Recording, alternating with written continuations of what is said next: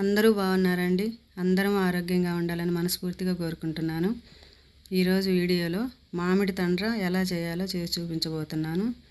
చాలా ఈజీగా అండి ఇది చేసుకోవటం కూడా.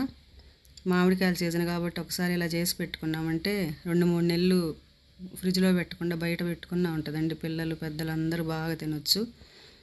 దీనికోసం ఒక 3 మామిడికాయలు తీసుకున్నానండి. తూకం అయితే 1 కేజీ దాకా ఉన్నాయి. ఇంకా మనం కొలత ప్రకారం కాబట్టి బెల్లం తీసుకునేది ఇంకా ఒక మీడియం సైజు ఒక 3 మామిడికాయలు. వీటిని బాగా పైన పీల్ తీసేసి లోపల ఉండే గుజ్జునంతా సపరేట్ చేసి పెట్టుకోవాలి. ఈ విధంగా సపరేట్ చేసి పెట్టుకోవాలండి.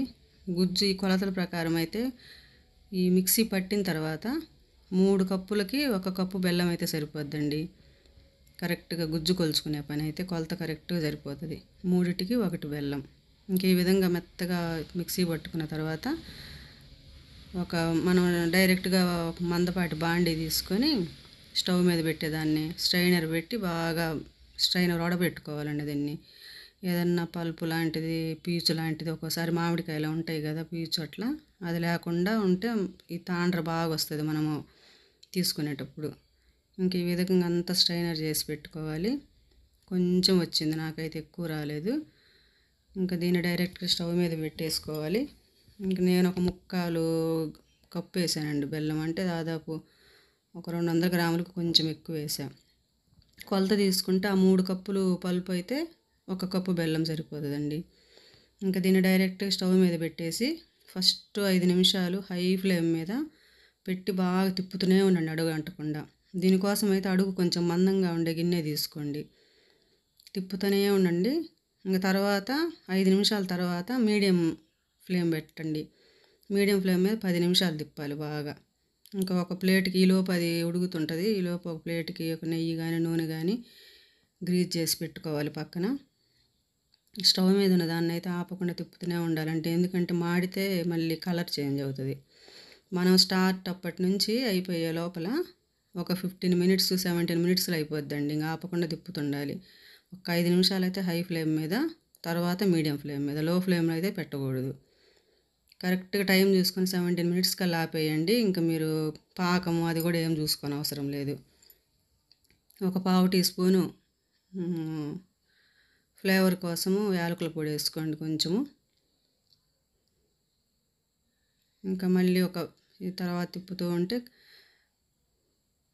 టైం చూసుకొని అయితే అంతేనండి. 17 మినిట్స్ నేను చెప్పినట్టు ఒక 5 నిమిషాలు ఏమో హై ఫ్లేమ్ మీద పెట్టండి.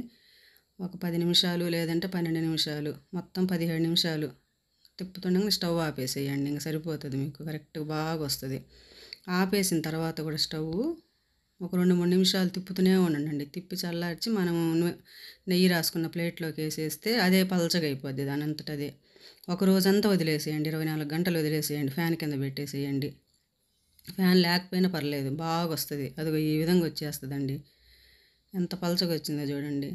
ఇంకా తర్వాత మనకు నచ్చిన సైజులో ముక్కలు కట్ చేసి పెట్టుకున్నామంటే బాక్స్లో స్టోర్ చేసి పెట్టుకుంటే ఫ్రిడ్జ్లో పెట్టిన అవసరం లేకుండా 2 నెలలు 3 నెలలు ఉంటాయండి బాగా. ఇవి ఈ సీజన్లో మామిడికాయలు వచ్చినప్పుడు కానీ చేసి పెట్టుకున్నామంటే ఎవరిదన్నా హెల్త్ వైజ్ మంచిదే. దీంట్లో ఏమి వేయలేదు కాబట్టి బెల్లము మంచిదే, మామిడికాయలు మంచిదే కాబట్టి మంచిగా చేసి పెట్టుకోవచ్చు.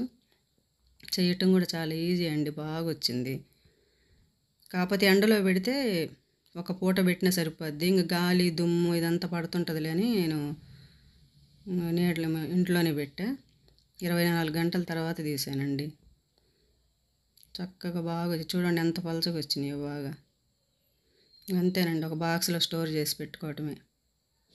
టేస్టీ అయిన మామిడి తాండ్ర రెడీ అయిపోయింది.